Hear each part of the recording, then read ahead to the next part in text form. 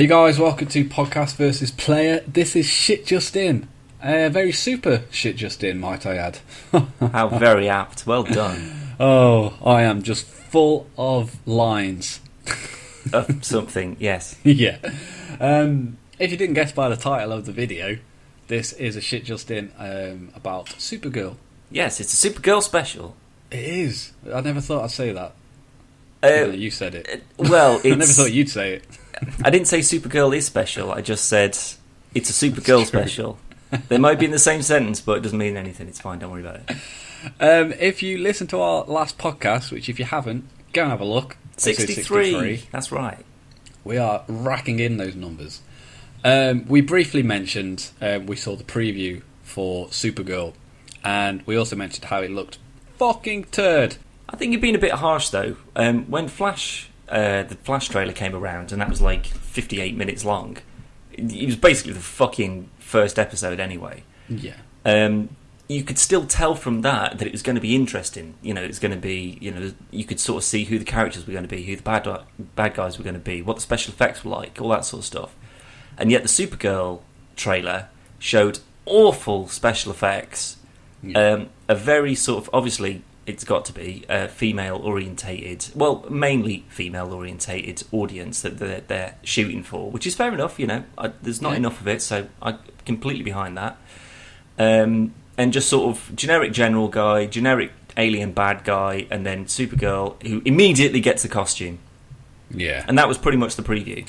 I don't get... I mean, who is the guy from The Office who made the stuff? Say that again. What are you on about? Like, her work colleague, who she tells... Right. Yep. And then, when he's making a suit and that, and then, it's like, well, the cape's not bulletproof. This one's made of... And he reels off all this science shit. It's like, where the fuck have you got this stuff from? Okay, well, before we get too ahead of ourselves... well, that was in the preview. That was in the preview, yeah. But as every sort of vital scene was also in the preview, it doesn't really amount to much. But we should explain that there's a potential that CW actually leaked the pilot episode of Supergirl in response to negative feedback about the actual preview trailer. To actually give people a taste as to what the season, what people can expect from the season. We also managed to watch this leaked from whoever the hell it was. Full 40-minute episode. So with that in mind, we're going to have a quick chat about what we saw, what we liked, what we didn't like, the usual kind of shit just in things, really. So, first impressions of Supergirl Season 1. What do you think? So far, I've gone from not bothered to I'll watch it because I should. I like CW. They do good stuff with Arrow. They do good stuff with Flash. So I thought I'll give it a go. This leaked pilot episode has come about. Watch it. We can do a video on it. May as well. And I actually really enjoyed it. Well, I really enjoyed it. That goes for you, maybe. I watched it. I think there was only maybe 2 or 3 actual, not even scenes, just moments from the episode where I thought, oh, wow. And I never thought, wow. There was one bit, I mean, to be honest, I think a lot of the sort of big stunts and special effects and things, they've kind of stolen from various Superman films. Yeah. Mainly, one of the ones that sort of made me go, huh, was the fact when she was fighting the sort of alien bad guy, whatever the hell his name was, the almost Klingon guy. Vartox. That's him, yeah. Who is actually based on the Lumberjack. The Lumberjack? Yeah. What, from Wolf Among Us? No. No, Lumberjack is actually an ally of Old Soups. Oh, right, okay. But he becomes... I think it's like a parallel before like the New 52 because he's infatuated with Power Girl, which is obviously the alternate version of Supergirl. Mm. Obviously, that's not apparent in this at all. No, not at all. But there's a scene towards the end of the episode where she steps in front of a truck, and why you didn't see her? I mean, he had tons of manoeuvring room in that. She's quite short. True, but he's on a truck on an empty road, and she's stood there in bright blue. Yeah. Anyway, she stands in front of it. This is also shown in the preview. The truck goes into her. He flies out the windscreen. I thought that was quite a nice effect. But there's a bit where she's fighting him, and then she tries to fly away, and he catches her foot in mid-flight, and then she boots him in the face. Now that I thought was slightly reminiscent of Man of Steel in the Battle of Smallville, and Superman's about to fly away, and the big guy, I can't remember what the big guy's called, not Fiora, the other one. Yeah, I know what you mean. He catches Superman's leg in mid-air and then sort of flails him about or whatever. And that just reminded me of that. So I thought it was a cool moment, but kind of stolen as well. So, half points for that. I liked the effect with that fight scene with Vortex. I liked when she was trying to heat up the axe. Yeah. I thought the effects on her eyes were really cool. They were, but blue heat blasts. Is that a Power Girl thing? Is that a Supergirl thing? I'm guessing it's more so maybe copyright reasons. I don't. It seems very, very stupidly bizarre if it is, but obviously, when it comes to fire, blue fire is hotter than orange. Well, true. Or flames, I suppose. But Superman's red eye lasers, if you want to call them that, they can still pretty much cut through anything. Yeah, I'm literally clutching at straws to think of a reason as to why it was blue. Maybe just to differentiate the two. That's the only thing I can think of. It's just that, well, she's not Superman. But it's like, well, she's not Superman, but she is Kryptonian.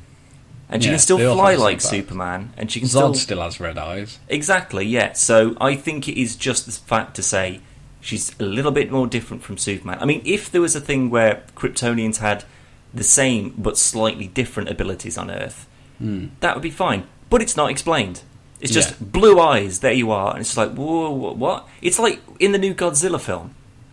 Pretty good film. Quite when liked he has it. laser eyes. No, but when he fires his atomic breath, it's blue. If that came out and it was green, people would have gone, whoa, what the fuck? Why is that green all of a sudden? Why have you changed that? And they just go, that's a different Godzilla. People were like, no, it's blue. Change it. Same thing. Saying that, it makes more sense to be green. Why? Well, he's green. That's literally on go. Well, he's like black and brown in this. He's not like a green goblin. He's not dinosaur-like, isn't he? Exactly, yeah. But that's like an integral part of the his sort of power set. And that would be the same. Like I can't remember seeing a comic book or a game or anything where Supergirl or Power Girls is in there, and she's got blue eye heat lasers. So I don't know where that's come from. Maybe it's cheaper to do it like that. Maybe they just don't want to rip off Man of Steel completely. Yeah, I don't know. But yeah, that was quite cool when she heated up the axe. Why he didn't let go, still don't know. Because it's connected to him. It was like a neuro, like regen thing. It's what they said in the military base compound. It's fucking maximum security science lab, fucking bunker, whatever the fucking hell it was. Yeah. Something to do with neuro and it like regens, but if it hits a certain level, it'll explode. Right. Well, then, if it's linked to him, why didn't you just shoot him with the eye lasers and he would explode? Or, because he was still forcing it down onto her, he was probably just trying to slice her. Yeah. I think it was pretty obvious as to what she was up to. Yeah. It should have been heat it up straight away. Or fail. Well, I thought he was going to start, like, the eye heat thing was going to start off blue, and then as she got more... it would turn orange or red. Yeah, exactly. But that didn't happen. Maybe that's just a transitional thing and they'll eventually get to red. I don't know. We'll have to see when it all comes out.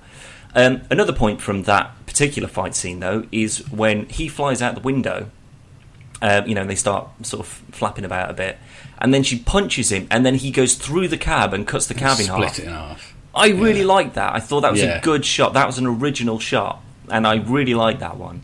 Not a split second, but for a moment, that particular fight scene was very reminiscent of a good fight scene in Flash.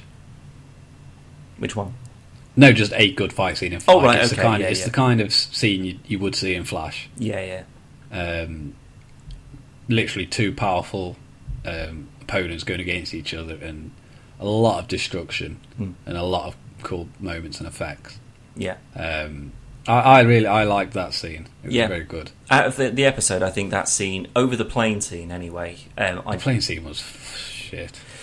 Well, all I can say is Superman Returns isn't the best Superman film by a long shot. However, the plane catch at the start of Superman Returns, I think, is one of my favourite Superman moments from any of the films. It's just brilliantly done. The music and everything, it's just perfect. The film kind of goes downhill after that, which is a bit unfortunate, but there you go.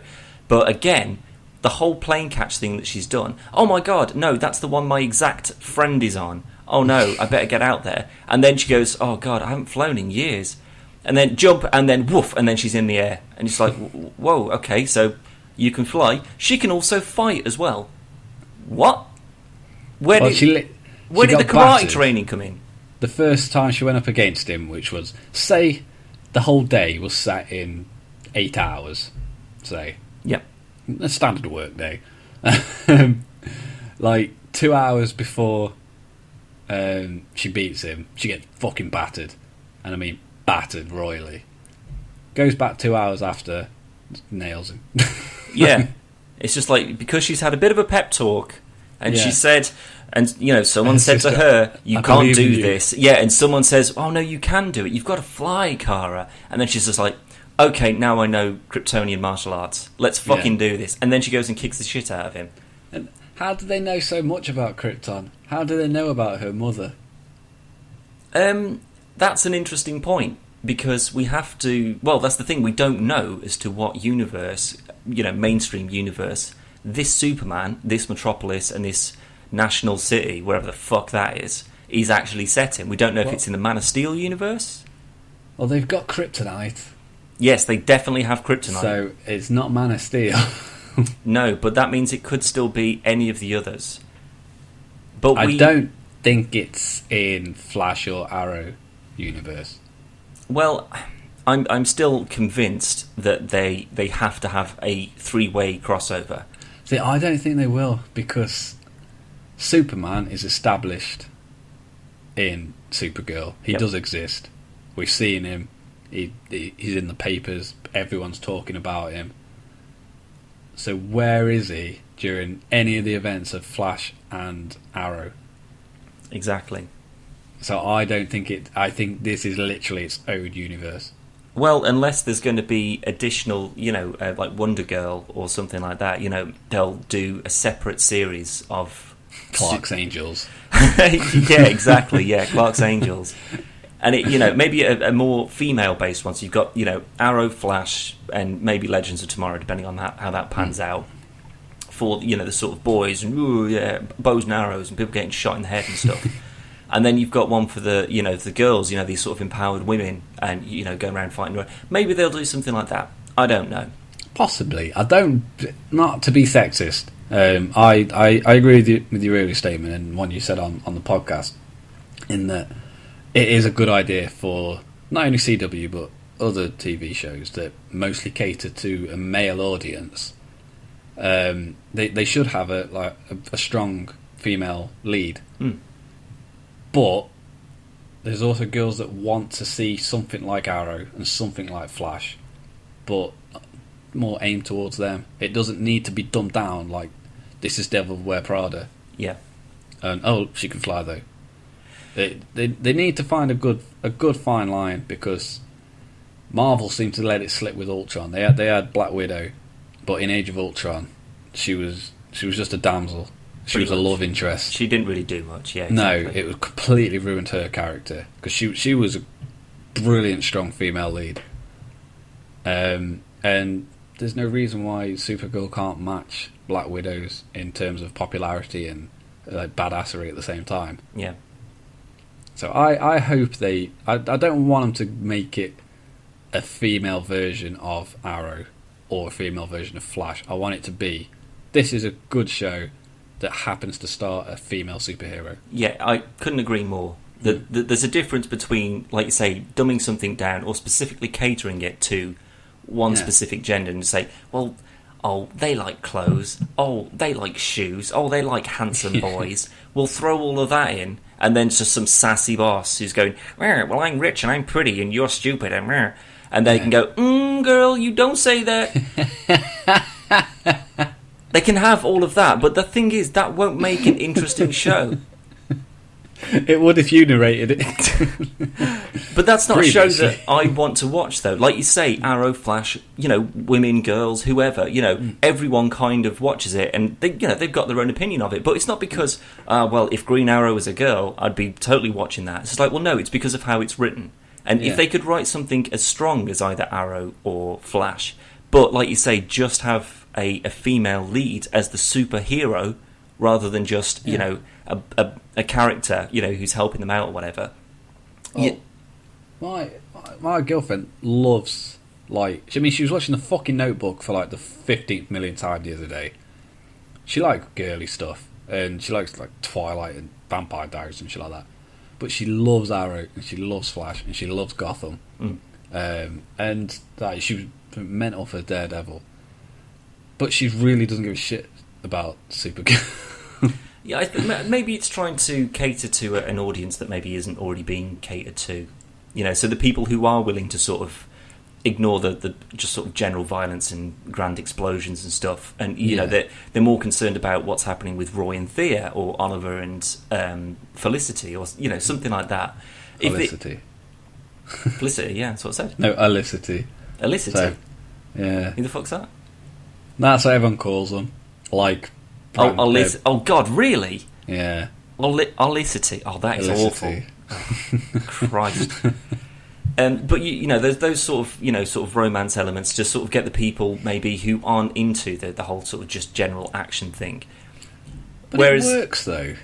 You can't have somebody as, not just because Stephen Amell is a good-looking guy, but in general, Oliver Queen is a good-looking guy. Bruce Wayne is a good-looking guy. No matter what their alter ego is, they're going to have love interests.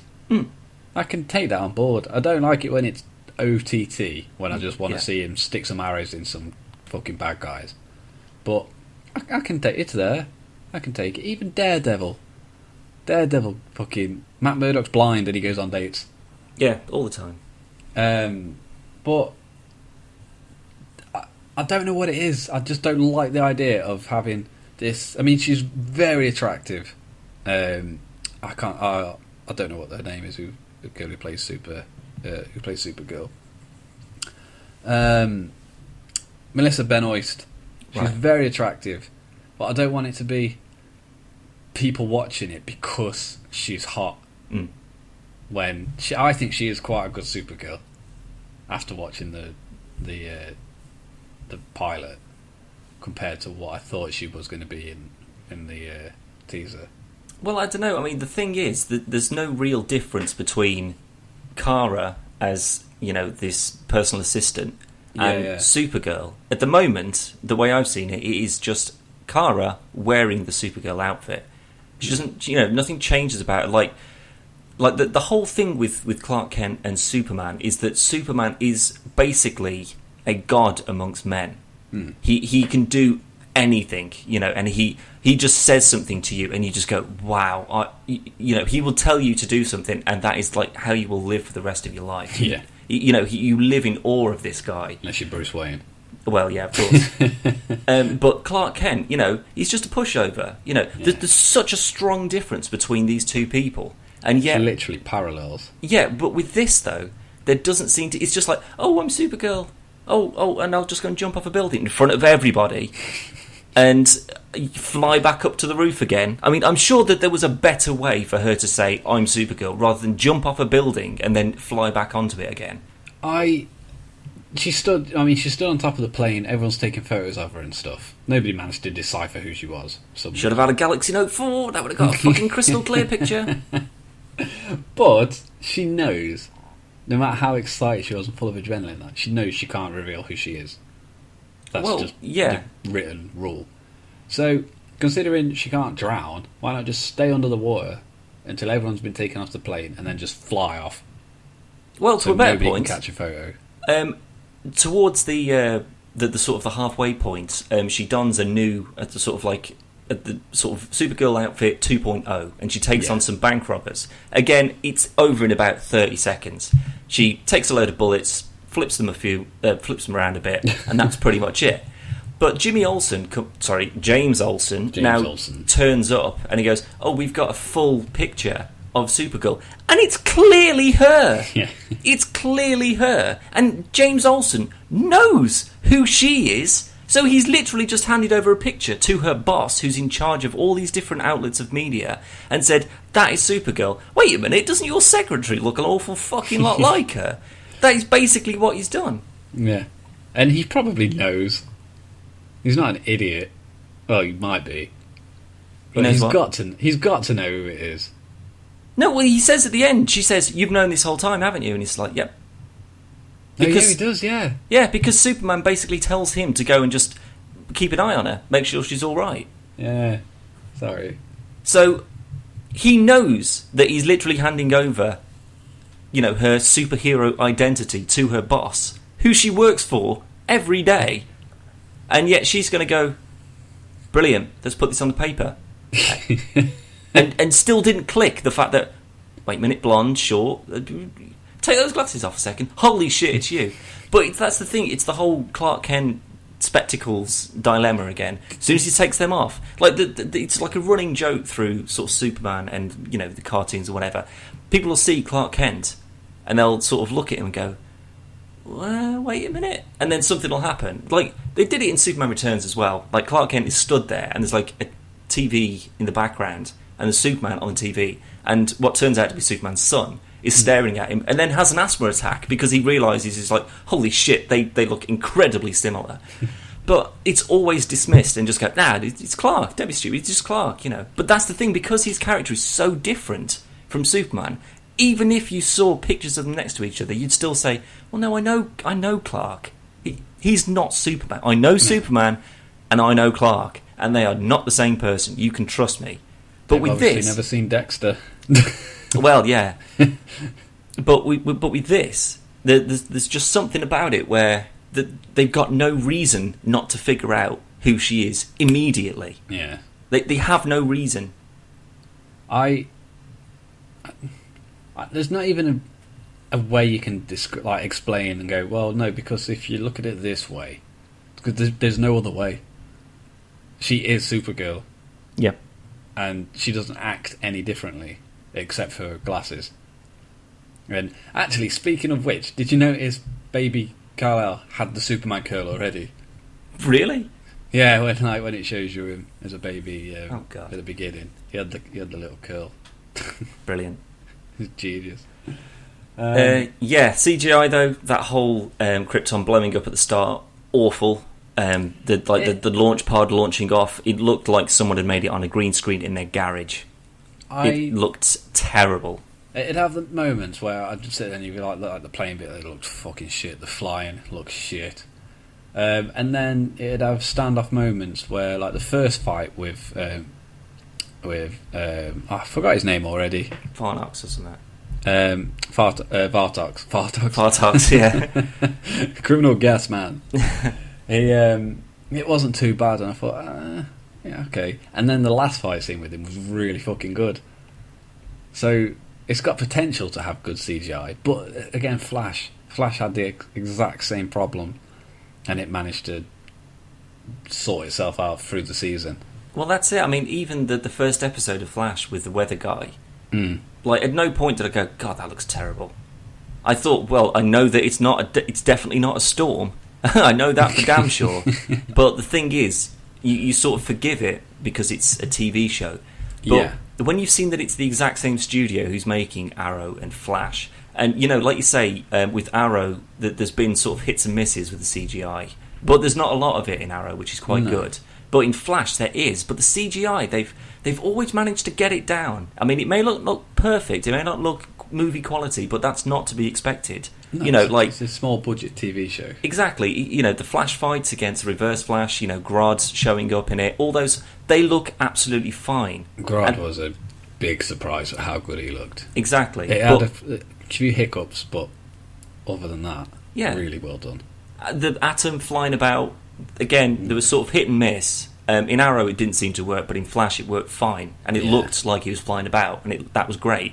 But yet in this, a show where she's specifically going to be flying pretty much all the time, they can't seem to do it.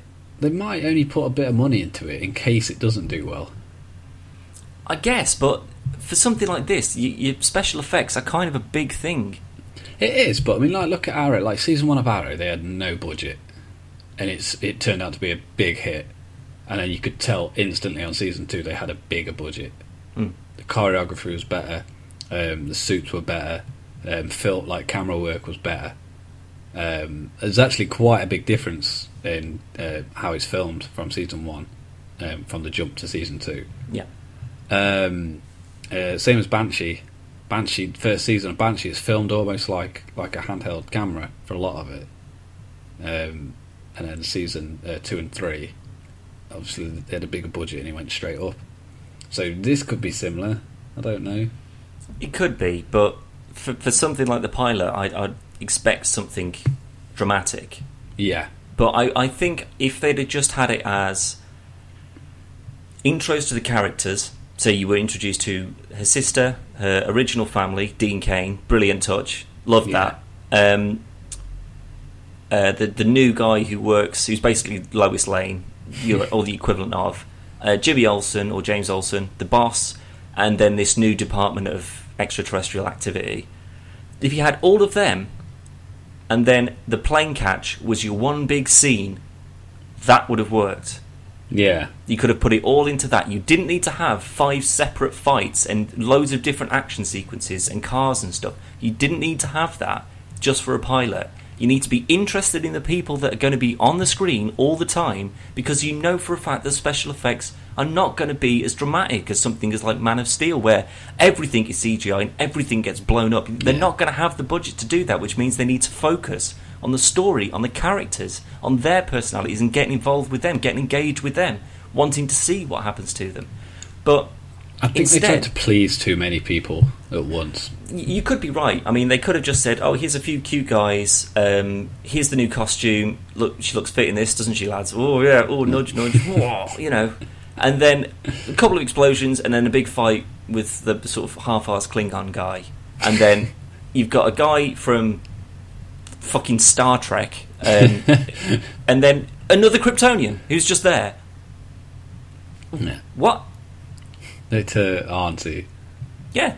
Which is actually played by the same actress who played her mum. Yeah, so twin sister, obviously. So obviously the twins. But how has Superman not seeked these people out already? Yeah, if these people crashed at the same time... Well, no, that's the thing. They crashed at the same time that she did, I think. Yeah. He found her. True, but she crashed in a different location though, didn't she? Well, yeah. In a tiny pod, and they were in an enormous space station. Well, that's what I mean. There has to be a reason as to why he didn't hear it, considering he can hear it all over the world. Yeah. Yeah, he didn't seem to catch that this fucking ginormous ship full of Kryptonian criminals managed to just land on Earth, and then for some reason just went, "Shh, we'll be quiet," and nobody know where they are. Yeah. And then they just decide to pop out because Supergirl stopped the plane. Which was apparently sabotaged. Yeah. Again, that was almost a hint at a story then, and then it just sort of fizzled away again. Just grazed over it. Because of costume. Well, I don't really care about the costume. It's like... It's such a quick development into even just the outfit. Like, I mean, that episode should have been what Flash was like. It was over so quickly, just like, whoa, was that just an extended trailer again, or what? Like, you just seem to jump from scene to scene, and here's a new person, and here's a new person, and this person's funny, and this person's hot. So get involved, and then, explosions, rah, and a big axe, and blah, laser eyes, rah, end. The thing, like, going back to the costume, though, look at Supergirl. She saved a plane. I need a costume. Here's a montage of me trying on different costumes. This is how it's done. Arrow and Flash had, like, about 3 or 4 episodes of how they got the costume. Yeah. Like Barry's, it was like Cisco's made it and I was working on this, blah blah blah. Oh, actually that didn't work, so we're going to put this in, see how it works. They try it over a couple of episodes, it works, they keep adding to it. Yeah. Arrow obviously started on the island with the hood that he got from Shadow's dad. And then it's been developed and stuff. And then even later on, Cisco made him a new one. Yeah. And it wasn't just, look, I'm in a green hoodie. Way. That was ironic. But that's the thing. That's another thing I actually wanted to touch on at the end of the episode. Again, something seen in the preview trailer. Jimmy Olsen, which again ruined all of the sort of surprise that he knew who she was the whole time, because in the trailer you see him give her Superman's blanket. Yeah. Now, correct me if I'm wrong, but isn't Superman's blanket the one he came to Earth in? Isn't that his cape? Yeah. So what is he just using a towel now or something? He's gone commando. Actually, they might be doing like the new 52. He hasn't got a cape. It's a very Smallville outfit. It's just like a blue t-shirt. Really? Yeah. It looks fucking turd. Looks like just like a hench guy who's got a Superman t-shirt. Well, if it was like sort of what Zod was wearing, that sort of like prison uniform. Yeah. No, yeah. It's literally just like a t-shirt. Oh no, forget that. Like Superboy, basically. Yeah, essentially from Young Justice. Yeah. But blue, not black. But that actually brings me to my next point as to people that you think would be able to be introduced into Supergirl that would not maybe be able to be introduced into Flash or Arrow. Perry White. Well, let's take it for granted that anyone who works in Metropolis could potentially come over. So Lois Lane, Lana, all that sort of bullshit. We'll probably see Lana, just because you mentioned her. I reckon we'll probably see Lana. Yeah. But as to other characters, I think there's a possibility we might see some of the Teen Titans. Teen Titans would be good. They're not really. I mean, apparently there's a show coming up, but I don't think it's made by CW, and I don't actually know if it's still in development or not. But maybe not Cyborg because of him appearing in Dawn of Justice. Dawn of Justice. He might not, but somebody like Raven or even Beast Boy, Starfire would probably be the more likely option. Well, I was actually going to say Starfire, mainly for the fact of this alien prison. Yeah. So, if not Starfire, maybe Blackfire, her sort of evil criminal sister, and she comes to Earth to find her, sort of thing, and then she's just like, oh, well, I might as well stay here. Oh, who's this Robin guy? But, that's another potential for, a beautiful girl to be wearing practically nothing and flying around and shooting, I don't know, blue lasers out of her hands, because they can't do green, of course they can't. But Beast Boy sounds good in practice, but the fact is, his thing is changing into multiple animals. Yeah, CGI for that would fall through the fucking floor. They'd probably go like what's that, like that Cats and Dogs? I think it's called Cats and Dogs.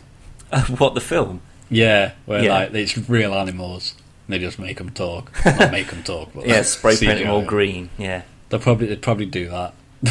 Yeah, well, so there wouldn't be any Cyborg. The Raven is again a possibility, but yeah, Teen Titans, that would be quite cool. I think if anything, there'd be mention of Atlantis. I don't know though, because obviously Aquaman's in Dawn of Justice as well. Well, that's the thing. That would be setting up what is Atlantis.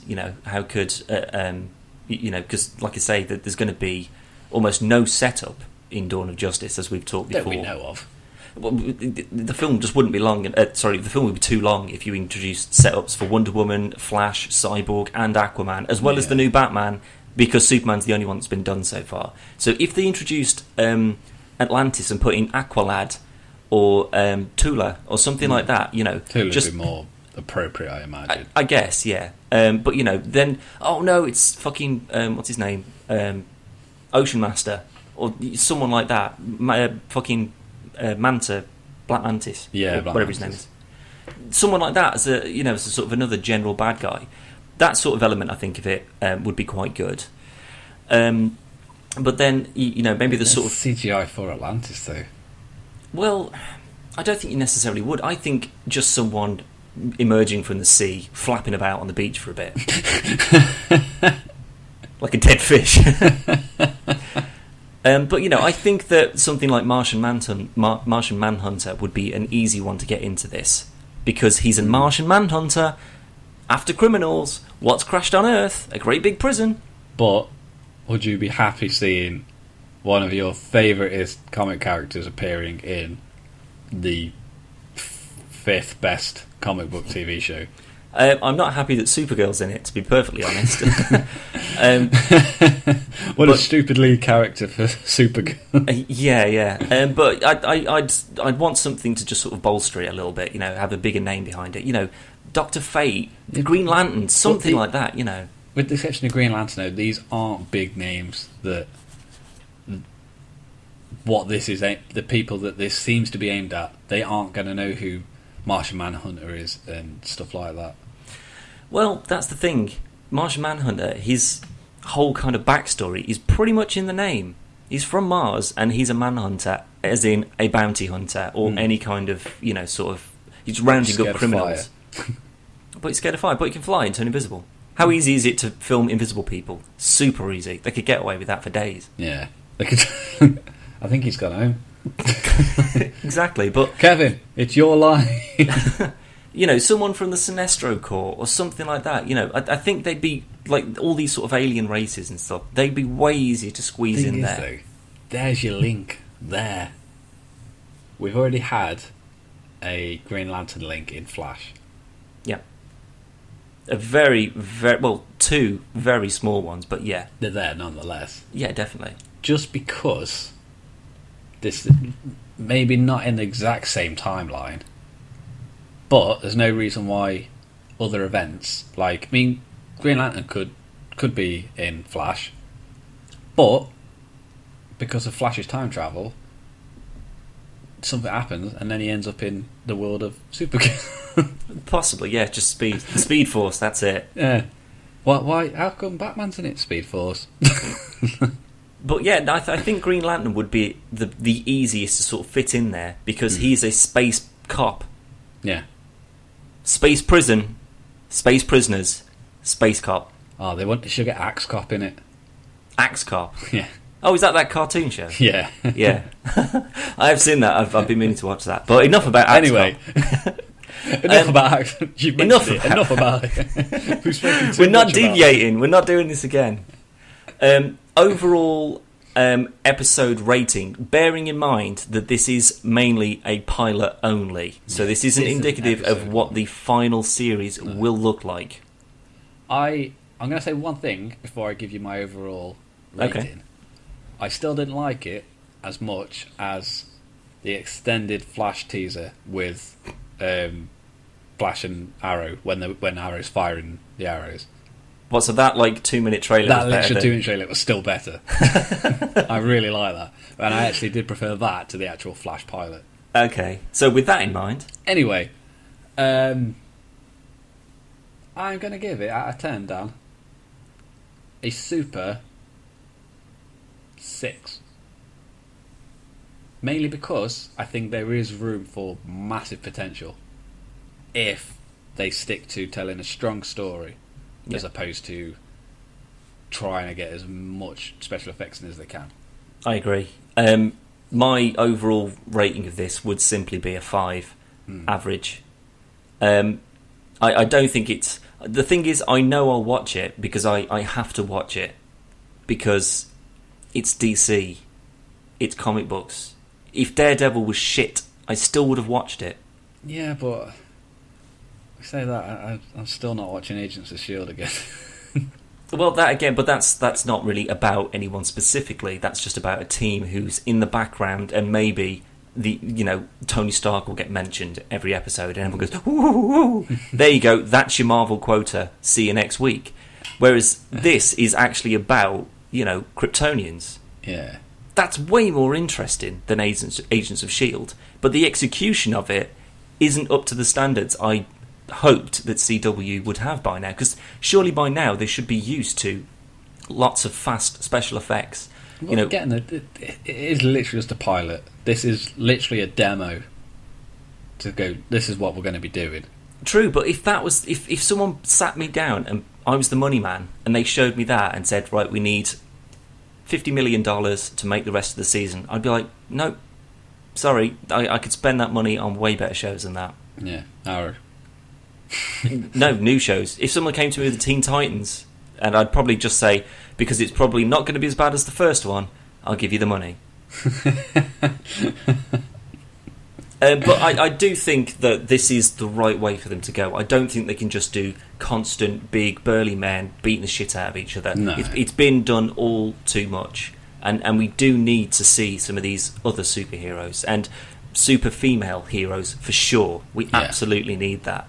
Except don't just write as if you're writing for girls, for 13-year-old girls. They want to watch anything with handsome guys and special effects. They'll go and watch Twilight. That's what they'll do. People watch these because they want the story, they want the character, and there is an interesting character there with a fucking decades of story behind it. You can't just put her in a fashion industry or in the media industry or anything like that and just go, well, she's just a normal average girl. Well, she's not an average girl, is she? She knows she's not. Of course she does, and other people do. And that was another thing, actually, thinking of it. Why did she just go and tell that dude that she works with? She was like, I need to tell someone because I want someone to be excited for me. Her exact words. Yeah. I'm Supergirl. I saved that plane. No one's excited for me. I'm going to tell you I'm an alien, like Superman, simply so you can go, wow, that's amazing. And I can feel better about myself. Yeah. Is that a role model? Is it fuck? I remember that episode of Smallville when Clark was just hyperventilating because nobody had paid attention to him. No, wait, that never happened. Yeah. Do you remember all those episodes where Clark Kent kept on telling everyone his secret identity? Yeah. Oh, wait, no, that was it. He struggled for about 8 seasons not telling Lana. And then Pete, and then Chloe. Well, I think Chloe found out, so he didn't tell her. But I think Pete was the only person he told, and that because he was his best BFF forever friend. Yeah. And Chloe just sort of found out because she kind of knew all along. But, Lana, he wanted to tell her because he was like, I love you, and this is something that's keeping us apart, and blah, blah, blah. She had absolutely no reason to tell that dude whatsoever. We've got no previous relationship established there. They're just two people who work together. If I all of a sudden developed the ability to fly, do you think I'd tell anyone at work before I told, anyone I'd probably tell you first. Yeah. Well, I'd fly over to you, obviously. Take me in your arms and fly me away. Yeah, like fucking, I can show you the world. That'd be amazing. That'd be so fucking awesome. Yeah, but I'm going to give the pilot for the episode a 5 out of 10. We don't encourage any kind of illegal downloading at all, so don't do it. But if someone happens to have found it and offers to show you it, I'd certainly give it a watch. Yes, cast one eye aside and keep one on the screen. Absolutely. And if you've got any thoughts, if you also managed to see this, or if you've got any impressions of the preview trailer that you want to share, anything you think we may have got wrong, which is probably most likely, then of course let us know. Callum, how do they do it? You can tweet us at PodcastVPlayer, or you can head over to the website. And then there is a contact us section. The website is www.podcastversusplayer.com or .co.uk. Or you could leave us a comment down there, just down underneath here.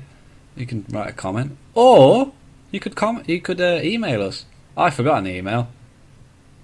I haven't really. No, of course you haven't. It is playervpodcast@gmail.com. You may use it. As you so wish. Yeah. Don't sign us up for anything though. No, please. Well, no. If as Dan said, if you've got anything you want to add, even if it's not anything to do with this, if you've got any suggestions for the next shit just in, if there's any news we've missed, or even just a Let's Play, because we like doing Let's Plays. Yeah. Until then, though, I'm going to say goodbye. I don't know what you're doing. I've got a final thought. Oh, dance fan. Dance final thought. Thanks. As of today, the 26th of May, 2015, it is official, not official, it's official that Batman will be in the Suicide Squad film. Oh, yeah. Well, kind of official.